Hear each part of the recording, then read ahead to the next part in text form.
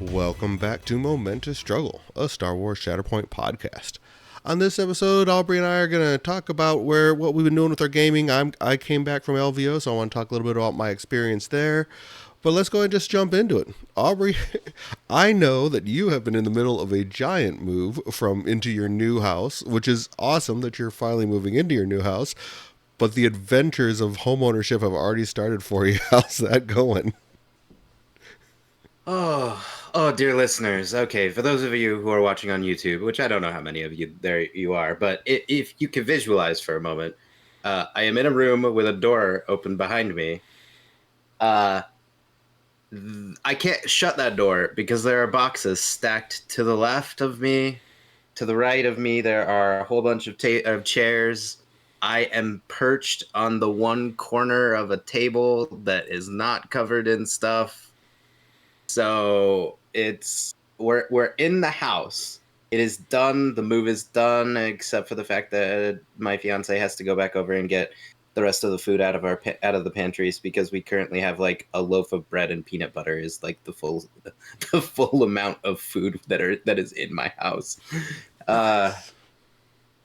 Yeah, so it's been an experience, but it's done. Yeah, as mentioned, I believe. Oh no, maybe we didn't mention this in the podcast. Todd was going to help me. Then Todd got the crud from the con, and so he couldn't help me, which is fine because I was already hiring 2 guys. Which, by the way, if anybody in the Phoenix area moving, got a couple of guys. Best $1,000 I've ever spent on moving. These guys were pros. They worked like 3 times as hard as I was. Like, I was able to take breaks, Todd. Nice. Yeah, no. So worked out. And another one of our friends, Jason, he came over after work and did the final push till 9:00. Yeah. Fantastic. Yeah, I had all intent. I had the intent to come over and help, and then I think I drove back from LVO, got all the way back, woke up Tuesday morning. I'm like, got a little bit of a cough, but it's a con crud, whatever. I just expected to be the normal con crud. Go into work, and then all of a sudden I see it starting to pop up on all the discords for all the different MCP discords. Like, oh, I have COVID. Oh, I have COVID. I have COVID. I'm like, maybe I have COVID. So I kept on working because like nobody was in the office except for me and one other person. So I'm like, I'll keep working. And then I got home and tested myself, and like as soon as I put the sample in the drop into the little chart thing, it immediately went to positive. I'm like, oh well, I have COVID, so I guess I'm just stuck here, and I'm through the worst of it now. But yeah, it was rough. A lot of people got COVID from that trip up to Vegas for sure. Yeah. And listeners, and I'm gonna share. I also have accidentally, apparently, started a feud with my future brother-in-law. So that's the other fun that came out of this move. All I did, listeners, and I'm biased, I think I'm right for doing this, is I told her not to do something when she asked me, does my fiance really think we should put everything in the dining room? Which is what my fiance said like 6 times to her mother. And so I might have responded a little testily that no, we're going to listen to my fiance because my fiance is in charge of the move. And my mother-in-law is cut of the cloth of, if she isn't in charge, she isn't happy. So she was not happy with me for this. So I've now started a family feud. It's fun. It's fun. It's okay. I'm fine. I sound fine, right, Todd? I only told everyone at the tournament that I played in today. Spoilers, everyone. I played in the tournament at IO. I'll tell you, Imperial Outpost. I'll tell you about it.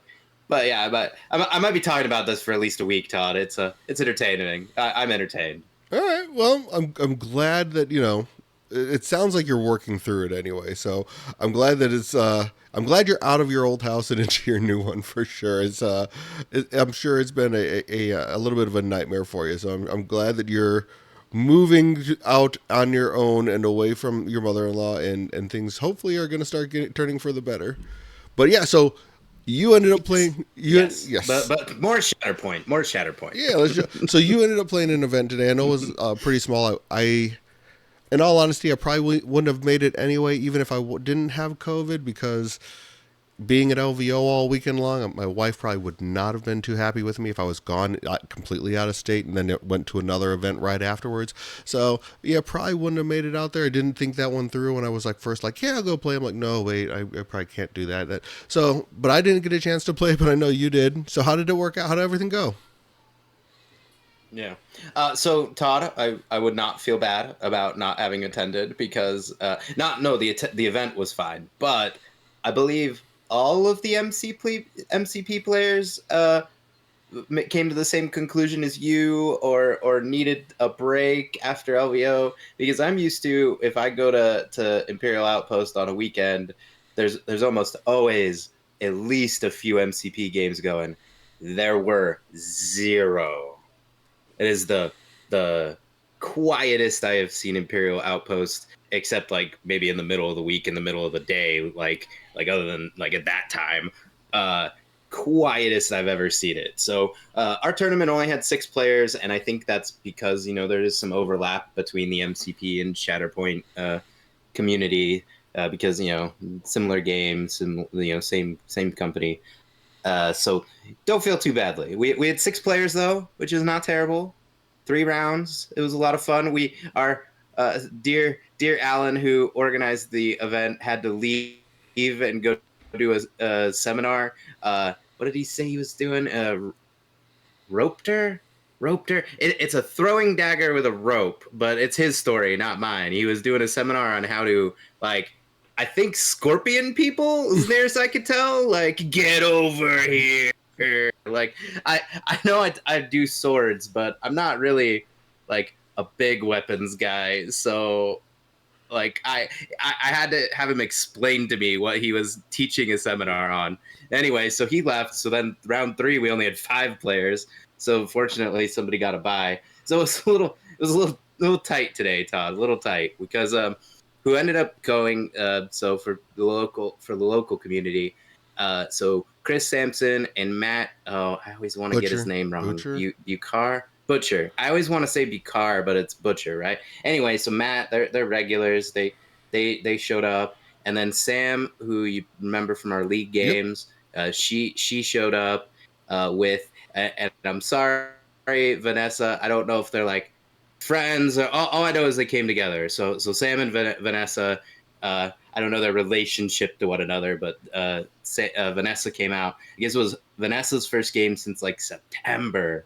Oh, So a jeez. lot of friendly back and yeah, a lot of friendly back and forth. Like actually, I mean, I played Vanessa in round 2, and there was only a couple of like maybe weird rules stuff, but it was just weird rules stuff. It had nothing to do with not having played in a while. So we had some good games, and then I played Chris in round 3, and all of our games were really good. They were really back and forth. I'm sorry, I did not take a lot of notes, but there was a lot of good back and forth. About the only time I had to feel bad was at the tail end of round 3.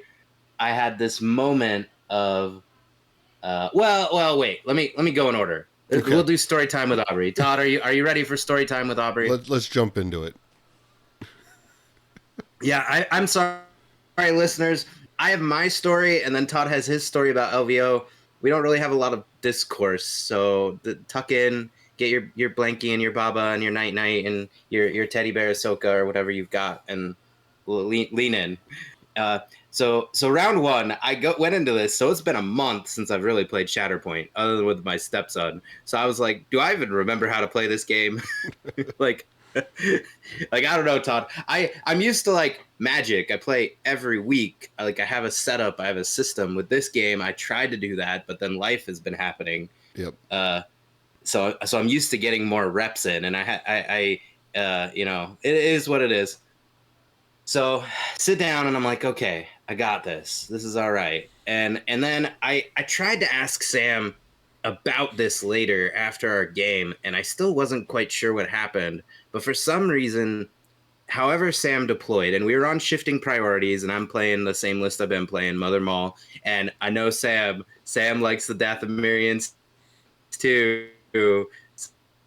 So the only difference between our lists, we had all 4 Dathomirians, and then she was running Gar and Mando Super Commandos, and I was running OB2 and Bounty Hunters. So it was a mirror match. So there was a lot of wait. What does Maul do? Oh, it does that. What does Mother Talzin do? Yeah, that. But for both of us, back and forth. So it was like we were both playing Mother Maul like as a cooperative, which was kind of nice to get me back into the swing of things. But early on, somehow, however, on shifting priorities, however Sam deployed, for some reason she didn't have one of the back points, and that was the one that lit up. Oh no. So I kind of took this early like, and then it got worse because all of our activations were like away from there. So I She can got never this get on early it. Yeah. advantage, and yeah, she never got on it, and so she was basically down a point for a good chunk of the time. And so even though like we had very good interactions and everything went well, I just had an extra point like over her for most of that struggle. And then when we go into struggle 2, I flip over a card, and it's like I had 2 of the 3 objectives. So then that again, like I started off with an advantage, and between that and the going behind, like we had some cool moments there. There was some fun interactions with like Maul pulling people off, and then I'm pulling people off, and then back and forth. Like there was a lot of like we were mirroring each other, which was kind of fun. But just increment by increment, I pulled ahead, and Sam just never caught up. So I don't know what happened with deployment. Yeah, you know how it is, Todd. You remember those early days when Perrin and I were getting deployment wrong. Yeah, I mean that happens. Excuse me. COVID cough there. No, that happens sometimes, especially with the turn zero. I mean, I think a lot of times people forget how important turn zero can be, especially in miniatures games. I mean, there's and to kind of go over to the MCP side, that there's games can be won and lost on turn zero in that game. If you deploy incorrectly, if you're not choosing the right roster, there's a lot of things that can sit there and make you lose the game. So it's sometimes it's good to take a step back and take a look and go, okay, what do I need to do here before you just start jamming your models on the table. Take a step back, think about it, and everything along those lines. I mean, there's a very good player.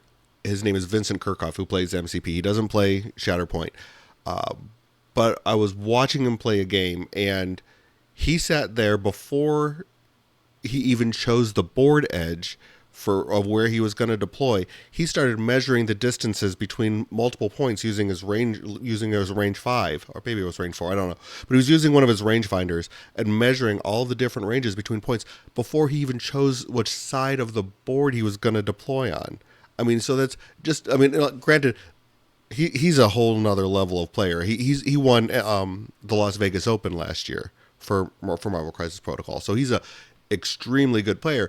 But just to kind of illustrate how important turn zero can be, and to think about that going into it. I mean, granted, this is a casual event at the store and everything along those lines, but as people are trying to up their game, you really need to sit there and focus on how the decisions you make pre-deployment are going to impact how your game goes.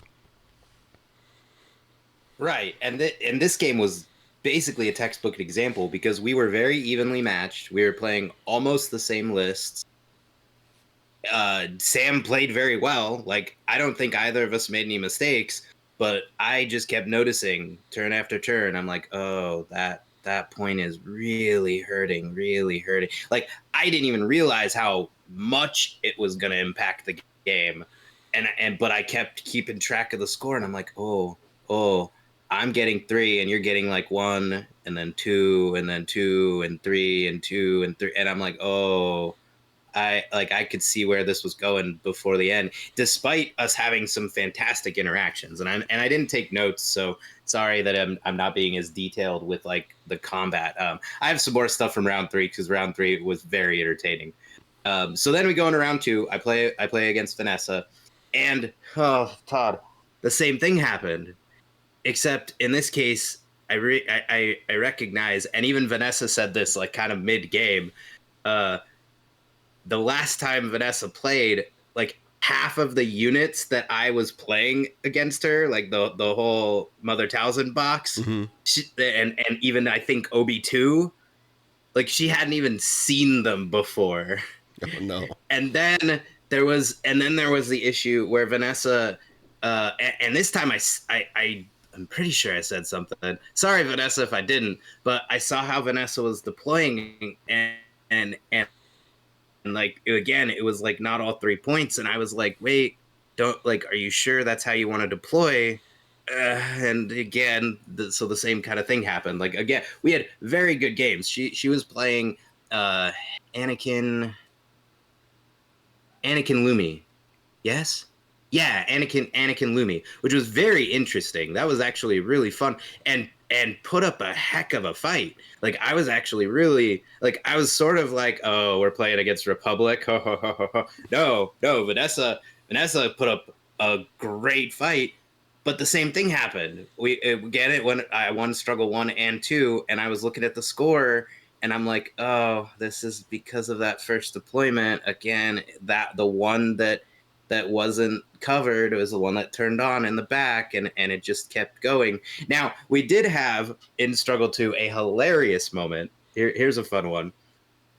I don't remember exactly how this happened, but by the end of Struggle 2, all like not all, but a good chunk of her units were on my back line, having taken over those points, or it was the back middle for me and the 2 corners on her side. And all of my units had gone forward and taken the 2 points on her side, almost to the point where I was like, Vanessa, should we like switch sides? Because like I mean it, like almost her both of her squads were all the way pressing towards the back just because of how the fights had gone and pushes and shoves and things, and most of my stuff was in the back. But of course I had the advantage because 2 of the points were lit up on her side and 1 on mine. Well, then I just turtled up and kept defending, and eventually won. So that I haven't experienced that yet. Usually somebody turns around at some point and comes back, but nope, that's not how the activations went. So I don't know. Have you ever had that one happen, Todd? I can't say that I have. That's a new one. I can't say that it's like where you would have everybody, like your entire team on the opposite side of your deployment, and then everybody else is on your side of deployment. That's unique. It would have been an interesting one to watch for sure. Yeah. I wish I had taken more pictures because, admittedly, I took some and I uploaded from round 1, but then I was getting tired a little bit, which brings us into another funny story. Again, in not Rogue Sport, not Zion's Finest. Hello there. Hello there. They just talked about prepping for a con. Mm-hmm. And they gave several pieces of good advice. One of which was don't try out like new foods or test your system with things. Okay? I didn't make that mistake, but I did experience something that I didn't know was going to happen. So, you've been next to Imperial Outpost. There's several good food options there, right? Yeah, yeah, definitely good food. There's definitely good places to eat there. What Yeah, did you do? yeah. So I saw there was a pho place, and I was like, oh, I haven't had a lot of vegetables, and I've been eating a lot of fast food through this whole week move. I was like, I'm gonna go get a bowl of soup. It should be a fast eat, because you just drink the broth and go out the town at it. Great, everything. I've had pho before. I've had, it's Vietnamese. Yeah. Oh man, I'm tired, Todd. It's Vietnamese. I'm like, all right, yeah, let's go do that. So I go, I order something. Sounds good. But I wanted to go because I was just gonna go eat it over at the shop. But I'm like, it's soup, whatever. They're gonna put it in a container. All right, I take my order. I get my bag. I go back over to Imperial Outpost. I set it down. I open it up. There's a giant cup of broth, and all of the items that go into the soup are in individual wrapped bags around the soup. And the meat, I'm looking at it and I'm looking at it, and and I don't remember who said it. I think it might have been one of the employees at IO, actually, not one of the players. They're like, "Oh, you need to put that in the soup. It's not cooked yet. It's gonna cook in the broth." And I'm like, "What?" And they're like, "Have you never ordered pho to go before?" And I'm like, "No, I usually, like, if I'm eating pho, I go there and I sit down like it's a restaurant. I go and I eat it there."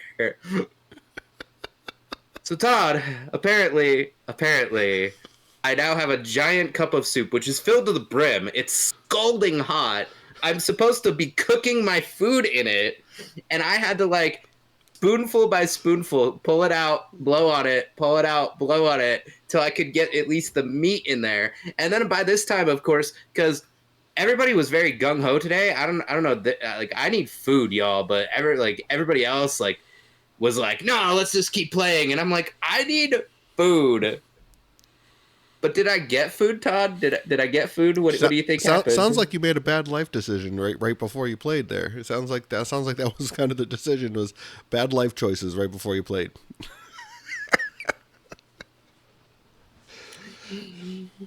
Yeah, so I sat my and spoilers, everyone. I ate the soup for dinner. It was delicious. It was great. I recommend the place.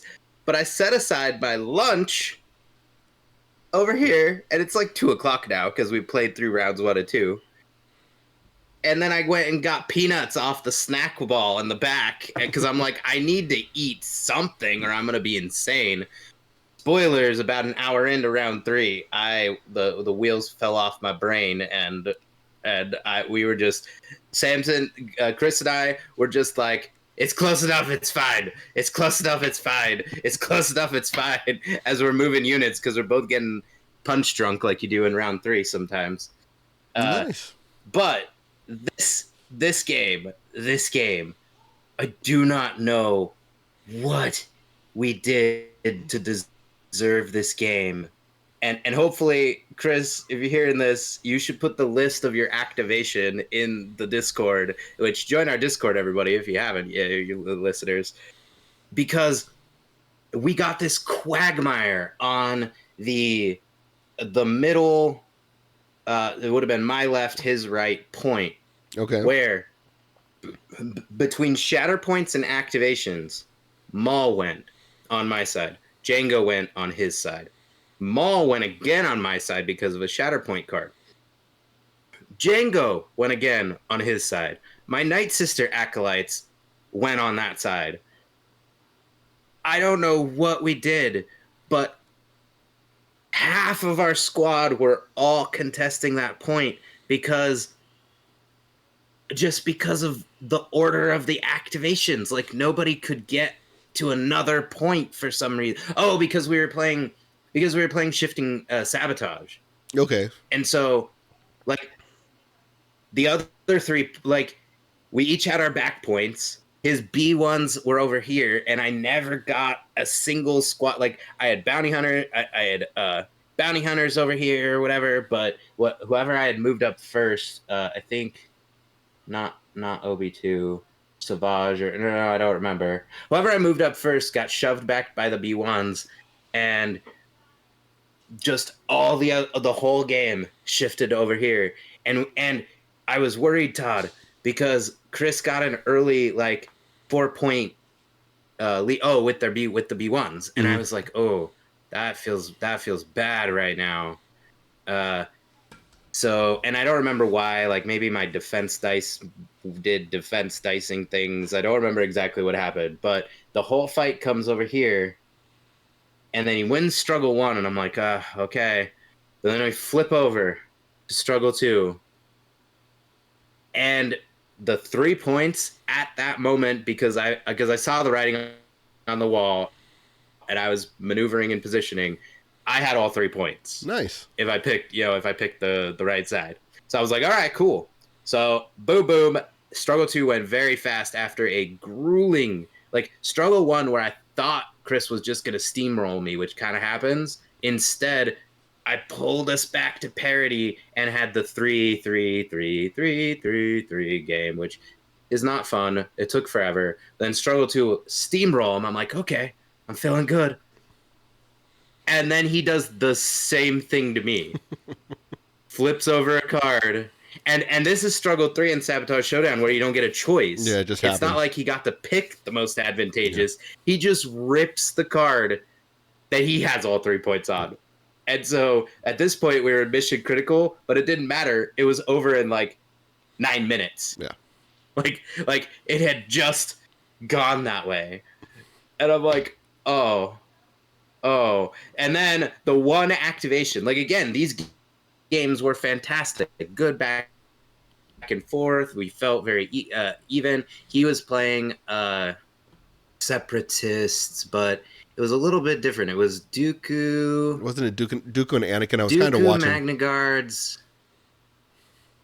Yeah. It was Dooku. It was Dooku and Anakin, but it was all like all Separatists, but with Anakin. Yeah. And it worked. He had Force for days. It worked very well. So we had this great back and forth game, and then there was this final moment in the last turn where I either had to get Dooku of all people off of a point, or I was gonna fail. And the best activation, except it wasn't, would have been my Maul. But Maul had 1 durability left, and our friend Django is sitting right next to him with his arm around his shoulder and a gun to his head going, hey, Maul, do you want to activate? Would you like to activate for me? Yeah, no, that wasn't going to happen. So I have Obi-2 in reserve, and I'm like, well, if I can just get him over there and shove Dooku, I won't lose. Yeah. I have no idea if I would win, but I won't lose. And by this point, Matt and Vanessa had finished their game, so they had come over and were watching. And like I'm stumbling through this activation, like trying to do repositions around a building to like get to Dooku. And at this point, I'm so punch drunk, I can't even like do the measuring or whatever. But I get Dooku. Like even Matt was like, "What? Why are you just do this, and then you can do this, and you don't have to make this complicated anymore." Because I was taking so long just trying to move Obi-Wan, and like I'm sorry, Matt. I must have been annoying you. I was pretty dumb at this point. I get him over there. I roll dice, and 1 gets through. All I needed was a shove, which Obi-2 has like, well, whatever, I don't know if it's 2 or 3, but wherever his shove is, I'm 1 off from getting the shove, and it's over. Yeah, I mean that does happen against Dooku though. Dooku just his expertise on defense is so solid. It's just you're gonna expect that to happen. Well, right, but the problem is that point was the double point, yeah. Right, and so like that was I had to fight Dooku, and it went the same way as Attack of the Clones and frankly Revenge of the Sith for Obi-Wan. Obi-Wan's record against Dooku is not outstanding, people. Like, and I ran it back. So that's basically how the tournament went. It was a lot of fun. Everybody seemed to be in a good mood. You know, everybody was friendly. You know, I like when people are, you know, just chatting through things, and especially like Sam. Well, Sam played in the league, but like Vanessa, like this was her first game in September. But I mean, everybody played well. Like I never felt, the only game that felt slow, sadly, was Chris and ours. But that was just because we got stuck in that Sabotage Showdown quagmire. Before I give the floor over to you and LVO, which everyone's probably just skipping past this story because they want to hear about LVO. But the one like 2 things. So first, the terrain that Alan put together is amazing. He now has the tree village from Imperial Terrain. Mm-hmm. Oh, wow. I'm going to have to upload some pictures because that thing looks beautiful. And it was super fun to like, there was like these stairs that were kind of awkward because technically they're like built for Legion, not Shatterpoint, I guess. So it was a little awkward, but way better than the last time I played on trees. We had so much fun. There was all kinds of shenanigans happening. Everybody was like, because we had about 5 or 6 tables set up, thanks to Alan. But of course, we had a light turnout, probably because everybody's recovering from LVO, and everyone was like, I want to play on that one. And I think everyone actually, and Matt was saying, he's like, I think everybody actually got to play on it because there was only 6 of us.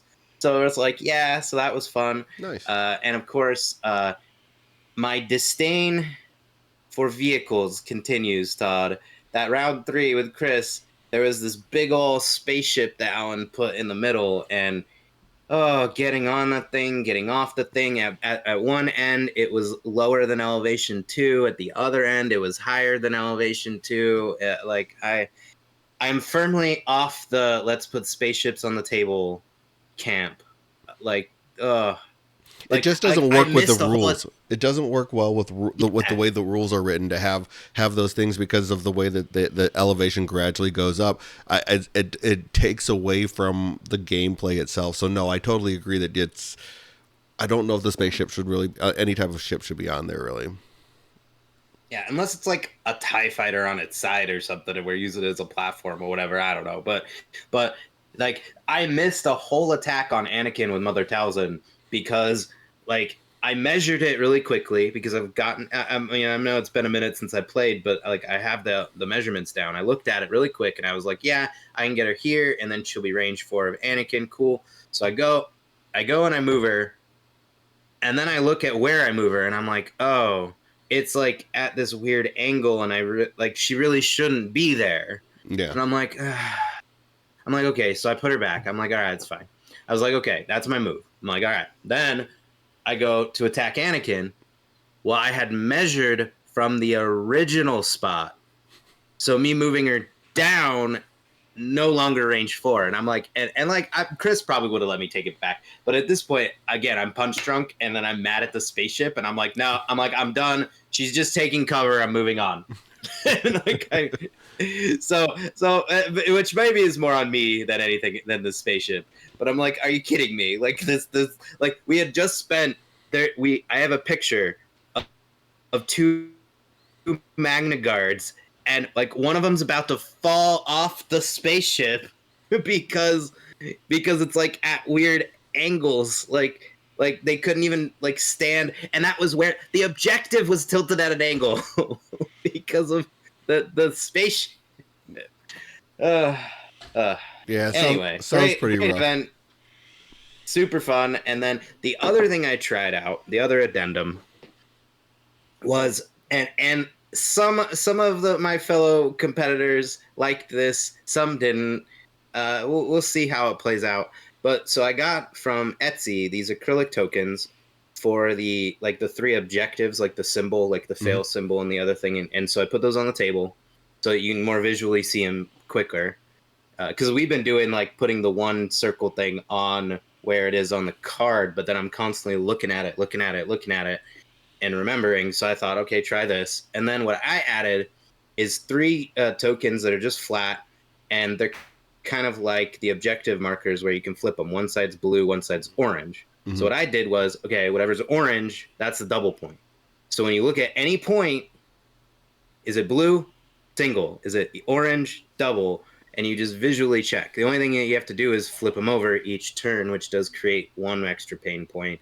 And also, if you got a lot of models around an objective, maybe you can't see it. And some of that was a spaceship, Chris. We had to move it. You know what I'm talking about.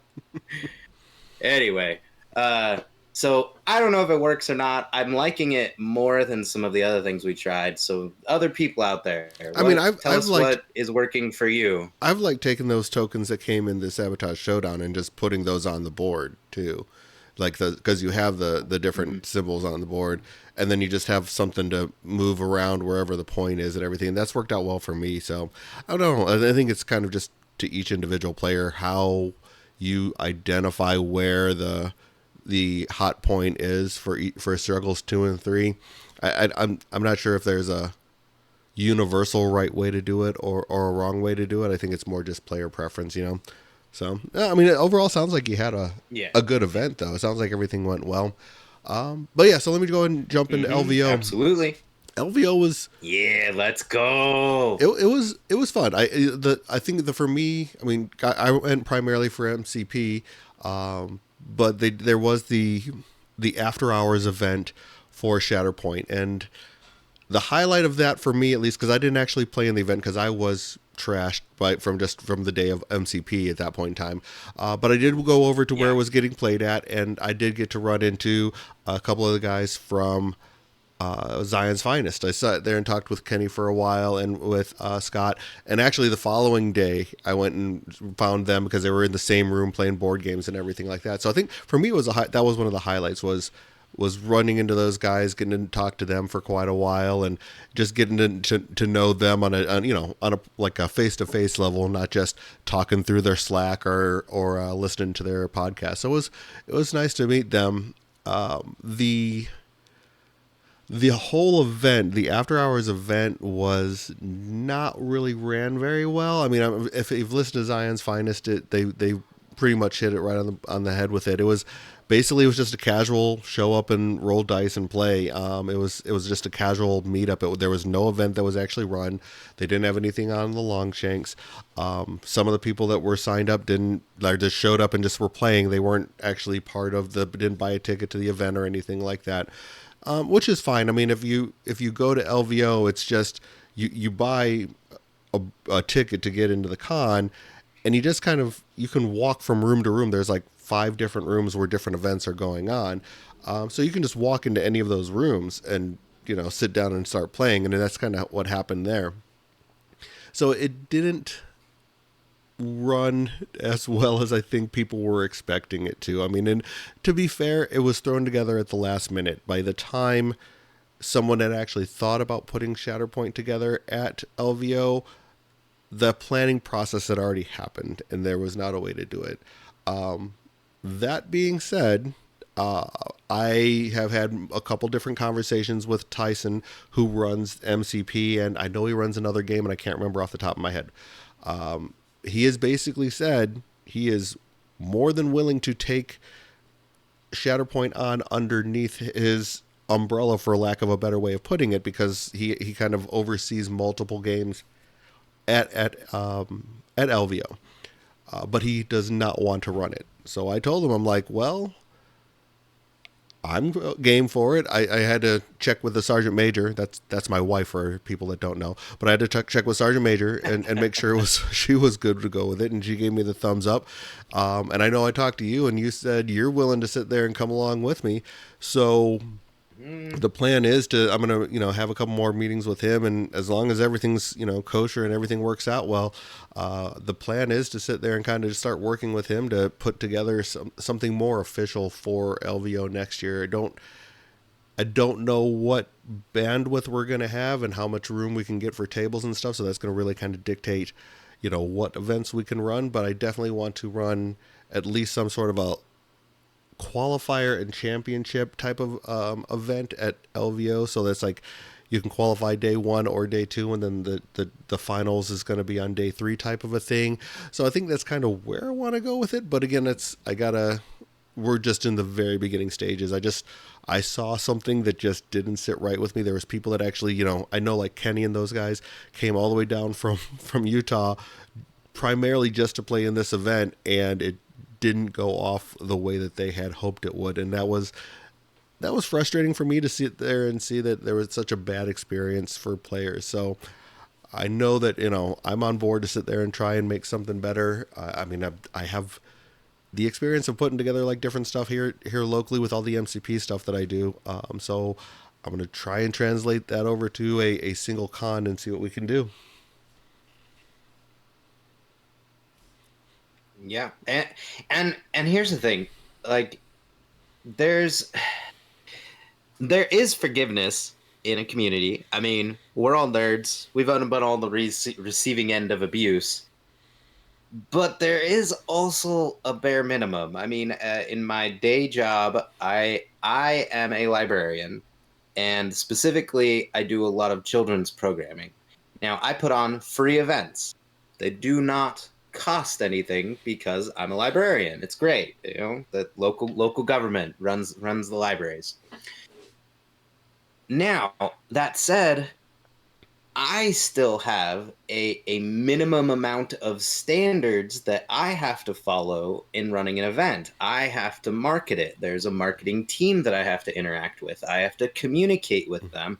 I have to make sure that I have enough volunteers or staff members available and scheduled to be there for an event if I'm going to do something more elaborate that requires more help. For example, the superhero event I talked about a few episodes back. I had to coordinate with two other staff members who were going to relieve me so I could go back to the library and run my Pokemon club. Oh yeah, and I have a volunteer for that program that I have to, send a reminder email to and be like, "Hey, are you still coming to Pokemon?" And so like yes, was this shoehorned in between an entire event, and was there not a lot of planning? Yeah, but for a free event, I'm pretty sure most of what I have run at the library was of a higher quality than what some people paid for. I mean, you have to, I try not to be too critical because I know stuff happens and things happen. I have forgotten, maybe to tell my marketing team, "Hey, I have a program," and then I have to tell them, "Hey, I need this up like right now because it's happening in a week." I may have forgotten to plan a one of the stations that's supposed to be like at my, because I've done Star Wars programs at the library, and usually you do like there's a bunch of stations, and then you get to the day of and you're like, "Oh, I forgot to actually prep this." So then you're scrambling, but you don't just kind of drop the ball and be like, "Oh, well, we were gonna have an event, but nah, just go play over there, and here's some tables, and uh thanks for your money, like bye." Like I wouldn't even do that for my events, and they're always free. Yeah, I mean, Like like I that's said, not an event. yeah, and I'm not sure That's how it all. just hanging out in space. Yeah, and I'm not sure how it all played out. I'm not sure where the disconnect happened in all of it. I know that there definitely was some disconnect where it was like what the expectations versus what the final product definitely there it they were not connected at all as far as that happened. So it's like I said, I don't want to point too many fingers because I don't know the whole story, but I know that it didn't turn out the way that I think like a lot of players were hoping for, and like I said, there was people that came. They came to sit there and enjoy the con and everything like that, but the main thing that they were there for was for the Shatterpoint. Like that was Kenny's thing. He was going just to play that. Like some people from his group did come down and they were playing X-Wing and everything like that, and that was because that's kind of a dying game also, according to at least according to them. So they were going, this was their last time that they're probably going to be playing that game. So I mean there was other people, some of their group had come for other reasons, but it definitely did not live up to the expectations that they want. So I am hoping that we can help change that for next year, that we can help sit there and actually put together something that's going to work out for the better. And I know I went on a rant there in the middle. I get frustrated when I am not a formal event planner. I do not plan events that have a lot of moving parts, or basically I have never planned a con, is what I would think of as a very formal, like Mm-hmm. people are spending hundreds of dollars and traveling and all of this. Like if people are spending that much money, there's a much higher expectation. Like my events at the library, if I not that I would do this, but even if I were to phone it in, well, people they paid their property taxes and that they were going to pay no matter what. It doesn't cost them more to get my service, Yeah. so the expectation is lower. As soon as you start putting money into it, hey, there's going to be a higher expectation. Yeah. But to be more positive, Todd, hey, I've run plenty of Magic events over the years. I used to be a Magic judge. You've done a lot with MCP.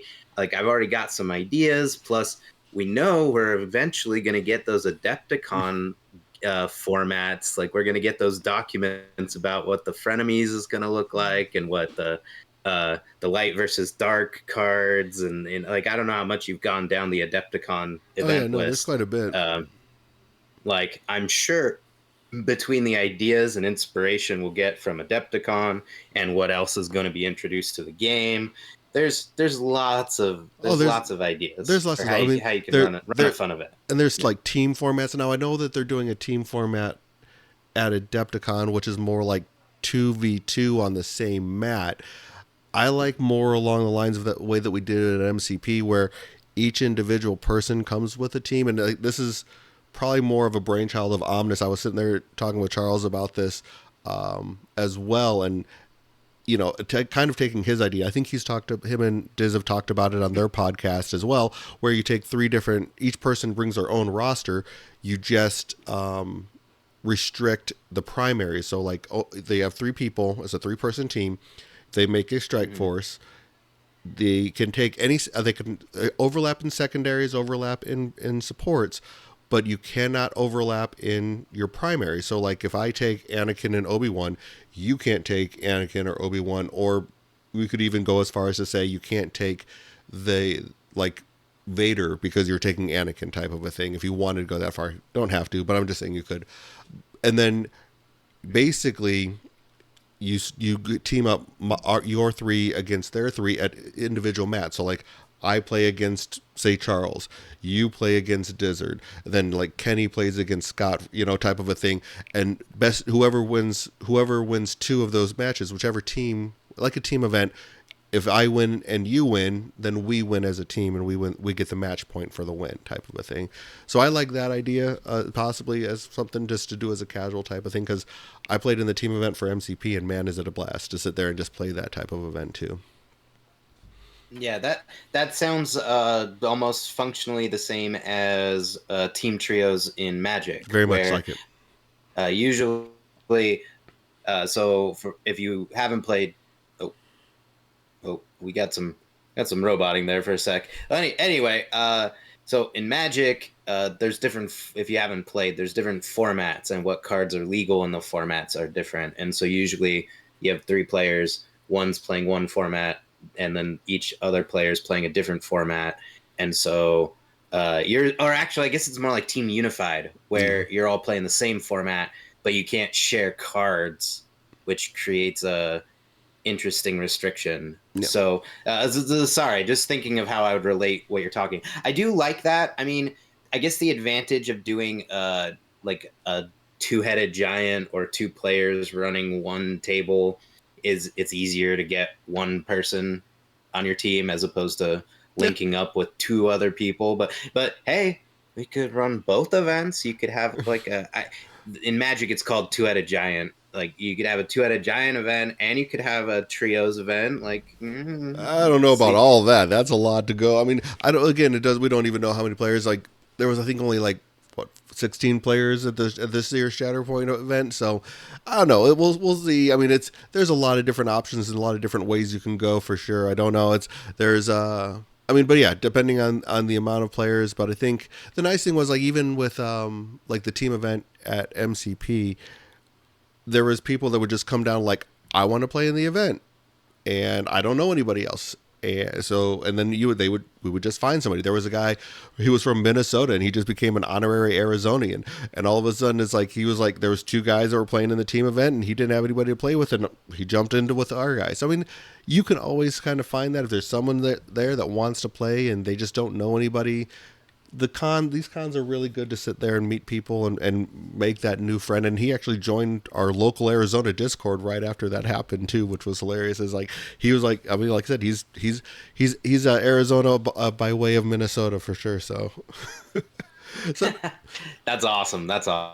awesome. So yeah, there's lots of options. Just gotta make sure that it's run. Just gotta make sure that it's run. Yeah, I mean, Because that's I can only think of one time where I really had it out with a store organizer, with a tournament organizer, because things went bad. This was a magic thing, but I mean, most of the time The community takes care of it. If we gotta run it and make sure it happens, it'll happen. And I have all the faith in the world in Tyson. I mean, he's put together LVO, the MCP side of LVO for years. He's very connected in the community. He really knows how to run a good ship. So I have a lot of faith in him that if like we just kind of hitch to his wagon and kind of let him lead the charge on that, I'm quite positive that the event would turn out well. So we'll see what happens. Like I said, he's still kind of just in the post LVO stuff right now, not really looking to the future quite yet, but that's the plan is, and the hope is that like as time goes and as we get around there, that we'll start making something to get something good together. So I'm excited for it for sure. Yeah, absolutely. But and lastly, I know like we're closing in. I think we're about a month and a half, a little less than 2 months away from Adepticon. You and I are going to sit there, and so we're looking forward to sitting there, hanging out, and meeting players and seeing a bunch of the Shatterpoint and what happens there. Because for me, one of the coolest things. I mean, this is where Shatterpoint kind of started for the most part. Is this is where it was first shown out to the rest of the community when they started doing all the demos. This was the first place that demos were done, was at Adepticon for the game last year. So this is kind of like the 1 year start of like the whole launch of Shatterpoint on a pretty on a level of overall level. This was when the game first started. So I'm excited for that. Yeah, and since I wasn't paying attention at the time because I was still firmly entrenched in the magic community, uh, I'm excited because I don't really know what to expect, and part of me is like, well, I can look up coverage and I can look up things and see. I was like, or I could just kind of let it happen. Yeah. So I haven't decided yet what I've got a couple months to decide, I guess, or a little less than 2 months, whatever. We'll see. We'll see. I'm excited though. It's been a while since I've been new to a community, so this is kind of fun. I'm having fun, Todd. Yeah, and I think it's going to be really cool. I mean, Adepticon's kind of like the Super Bowl of miniature events in the United States, anyway. So it's like it's kind of the big game. So I'm excited to go and see it and see what happens, and hopefully run into some other of the other people in the community and meet some more people, because that's what I loved about LVO, is just hanging out with everybody, meeting up with everybody, and just kind of doing the community thing more than anything else. So that's what I'm looking forward to anyway. So I think that kind of wraps up about everything we want to talk about today. I know we're probably going to get into some Ewok talk here in the future, probably a little bit of a. We already talked about Luke Leia. We haven't talked about Plo yet, so we'll probably be talking about Plo here pretty soon as well. So, no, looks like it'll be we got a lot of stuff in store well before we get to Adepticon, because like there's a lot of boxes coming out that are going to probably change the meta by the time we get there. So that's going to be exciting. So yeah, just to wrap things up, I do want to thank everyone for listening. As always, if you want to support us, go ahead and rate, review the podcast on whatever podcast platform you are listening to us on. If you're watching us on YouTube, like, subscribe, go ahead and leave us a comment and tell us what you think. But other than that, I do want to once again say thank you, and may the force be with you. May the force be with you.